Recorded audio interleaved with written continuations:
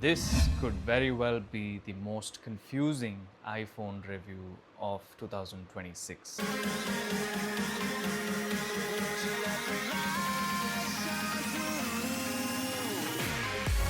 And I will tell you why. Ladies and gentlemen, welcome back to the channel. And today we're going to be speaking about the iPhone 16e. Stick around to the end of the video to know exactly why I said that this might be the most confusing iPhone of 2026. If you're watching this video, do not forget to like, share, and subscribe. Let's get into it.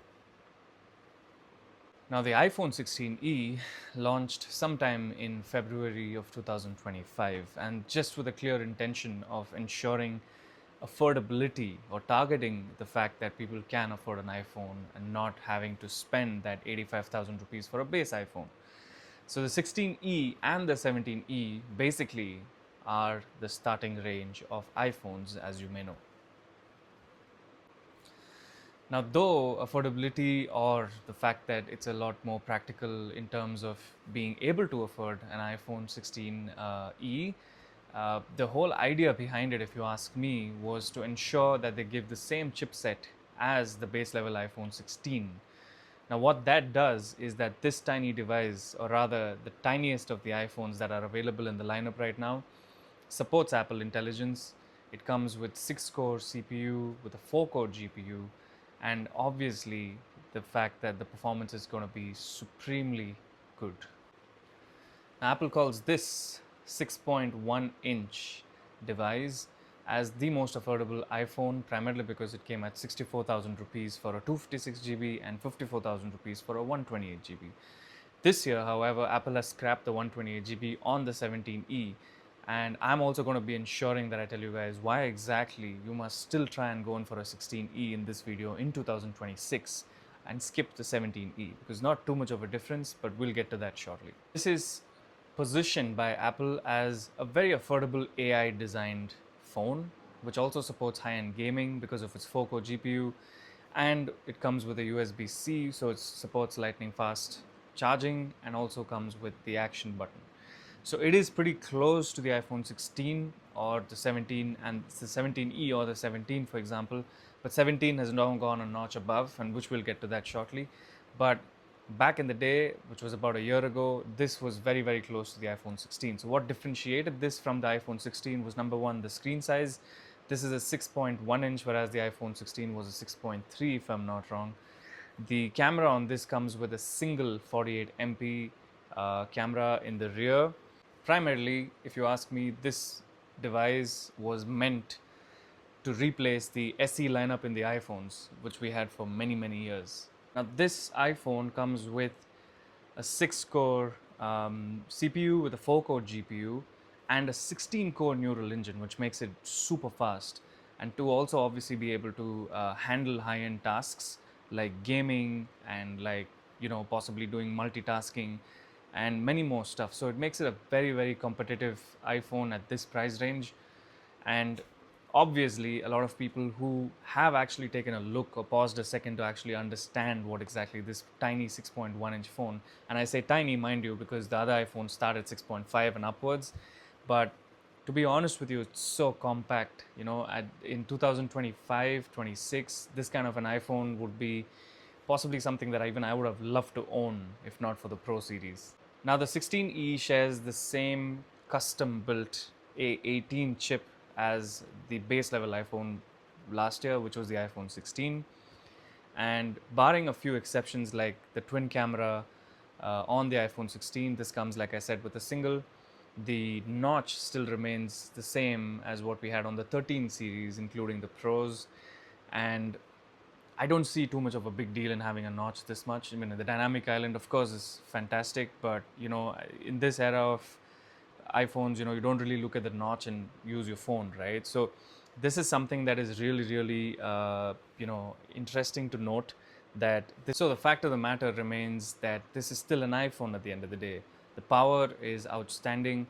The interface that you get with an Apple product is, first off, so amazing and so easy to use, and that too, it comes in a compact size like this at 6.1 inch, like I said. So It is fantastic if you ask me. At the end of the day, to be able to hold it in one hand and scroll your stuff and, ensure that your tasks or work is getting done, it is a fantastic iPhone. Now, coming to the camera, right? The camera is a single 48 MP unit with, of course, it comes with flash, but it does its job, right? But the only thing that I feel in this era, especially with phones that are ranging even at 25-30,000 rupees, is the multi-camera setup that you get, which has an ultra-wide lens and also true depth, and it ensures the camera quality is fantastic. But in this, however, when you're if you ask me, when you're using the camera at 1x, which is the standard, or 2x at the max, it is something that does its job really, really well. However, beyond 2x, it goes into digital zoom, which I wouldn't really recommend if you're planning to take a far off image. Yet, it still tries its best to deliver a sharp and a crisp image, right? Which it does in 1x and 2x. So, that is something that I feel the iPhone 16e missed and the 17e missed. But interestingly, even though it's a single camera with 48 MP, it still excels and does a supreme job in night mode. There are a lot of times that I've clicked photos at night of, say, my cat or something outside. It really delivers a very, very good quality image. Let's get to the operating software. This device handles iOS 26 really, really well, guys. I mean, if you really use an iPhone 16 and put a 16e beside, say from last year, and you see at the end of the day, these two models, came with 60 hertz. So the refresh rate is going to be the same, but the brightness, of course, is something that will make a lot of difference. It's a larger phone at the end of the day, the iPhone 16. So it gets a lot better when it comes to the brightness. But if you look at images, or if you look at using it in under sunlight, this also delivers a really good screen quality.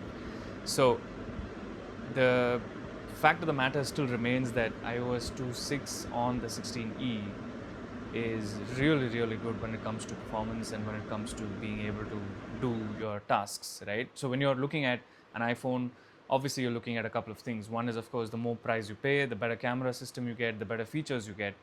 But when you're looking at an iPhone which is starting off or in the starting range, for example, you're expecting an iPhone at the end of the day, but not too much of the gizmos that come with it. So if you ask me, this does a fantastic job of handling iOS 26, and it does a great job of ensuring that your everyday needs are met. At the end of the day, I still use an iPhone 13 Pro Max, but I don't know how much I use the camera in it, when it comes to intense depth, when it comes to intense viewing. Of course, it does a great job in recording videos and things like that, and so does this, right? I've actually shot a couple of videos for my YouTube on this phone, so go back, and I'll probably put the link down below in the description for you to go back and see how different it is. But to be honest with you, this also ensures that it takes really, really good care of the fact that you'll be able to take a lot of nice videos as well, guys. I mean, this has capability of recording, as you can see, 4K at 60 FPS, and that's the max that it can go, which is great because a single camera doing such a good job. Of course, it's going to take up a lot of space, but the video recording on this is fantastic. I mean, it can go, like I said, up to 4K at 60 FPS. I currently usually use 1080 at 60 FPS because, again, the frame rate is good, but this has the capability as well. Now, you may say, why am I so late to review this phone? It's because, honestly, I waited for this year to see if there's going to be any major change in iPhone 17e, because the 16e anyway launched last year.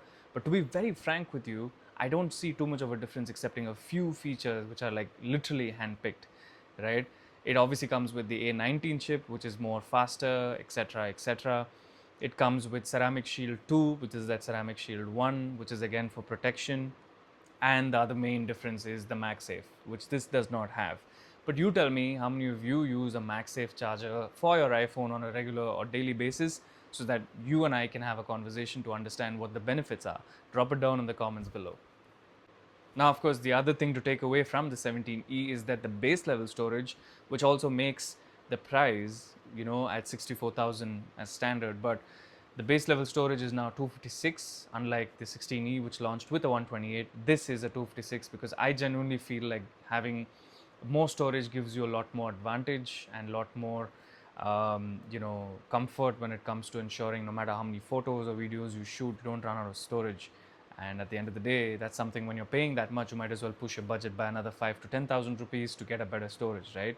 Now, the camera on the 17E is something that I noticed at the Apple Store near my house, wherein I realized that the image processing quality has gotten slightly better. At the end of the day, you're looking at good performance, you're looking at which the iPhone 16e delivers for sure, and I can vouch for it.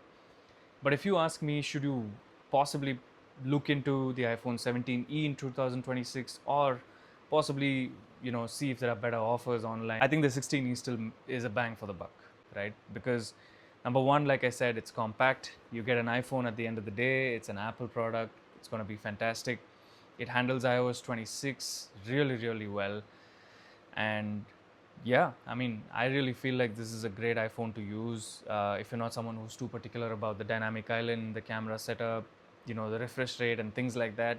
This does a fantastic job. Other thing that really, really impressed me of the iPhone 16e is the battery. Guys, this comes with a 4005 mAh battery. It really is something to be in awe of, right? I mean, this is my dad's phone. This phone can easily last about a day without even hesitating, right? For example, it's at 69%. Let's see what time it was removed from charge. This, I'm sure, would have been removed from charge sometime yesterday. Yeah, exactly. Yesterday at 9:14 p.m. is when this phone was charged to 100%, and even now it's at 69%. So it is fabulous. You don't really have to ever think of running back to your charger every now and then. That way, this has a really good backup of battery, and I am really impressed. Also, one thing to keep in mind is that yes, this supports fast charging, 20-watt charger. This can charge from 0 to 100 in about, I would say, an hour and 25 minutes. But 50% is in about 30 minutes, and then of course the 80% is the next 15 minutes, and then yes, it slows down. But when you're charging this phone knowing that this is going to last you at least a day, you don't really have to worry about anything else, because at the end of the day it's a type C, so it is cool. Now, the 6.1-inch Super Retina display is what the iPhone 16e comes with, and it does a fantastic job of ensuring that what is visible, like I've watched Apple TV shows on this, for example, and it supports HDR first off, which is a major thing to really be happy about. It does support True Tone, the color, the combination, and the way it sort of projects, the image or anything that's been played on this is fabulous. And at the end of the day, it unfortunately or fortunately comes with only 800 nits peak brightness, but up to 2200 peak brightness for HDR content. So for a screen or for a phone that's this big, which is at 6.1 inch, I don't think that's a bad bet if you ask me. Now, let's not forget, this year, however, if you spend 20,000 rupees more, you can get an iPhone which is super, super close to the Pro series, which is the iPhone 17, right? Now, that is where there is a catch, if you ask me. The 17E is a great start. Yes, they've brought in new colors and things like that. It's very attractive. It is compact. Again, it's the same size. But let me tell you guys, if you spend that extra 20,000 bucks, you get a phone with 120 refresh rate, with a better camera setup, slightly bigger screen, better output of brightness or the screen resolution, and all of that for a phone which is actually something that takes you very, very close to the iPhone 17 Pro. There are literally just three features. Even if you go on apple.com, there are just three features that really make a huge difference for that extra 50,000 rupees between the iPhone 17 and the 17 Pro, right? But if you want an iPhone experience, and if you want something that does a fantastic job at a compact size, the 17e or the 16e in 2026 is still an amazing bet. You do not have to worry about what kind of screen resolution, what kind of brightness you're getting, etc., because once you start using this phone, you just sink into the whole iOS software and just ensure that your prime focus is met, which is an iPhone at the end of the day. So I leave the question to you guys, which will be your pick, right? Would it be the 16E at a discounted price, or would you rather say, okay, I'd rather go in for a 17E, which is launched this year? Or some people may also have that feeling that when I'm spending 64,000 rupees, I might as well push it by another 20,000 rupees and get my hands on the iPhone 17, which is a fantastic bet, by the way, right? Even for my wife, for example, I was telling her this year that she should go in for the 17 because I have a pro camera, and when I found most of the features being present on the iPhone 17, I felt that it was great. But obviously, the feel of a pro phone is something that a lot of people really like, and who's there to stop, right? So, I mean, at the end of the day, it's your choice, guys. You gotta let me know in the comments below which one you still feel, or you feel, in 2026 would be a fantastic bet. And that's one of the main exact reasons why I wanted to shoot this video of the iPhone 16e in 2026. And that's what makes it the most confusing iPhone review till date. I hope you like this video. Thank you so much for watching here until now.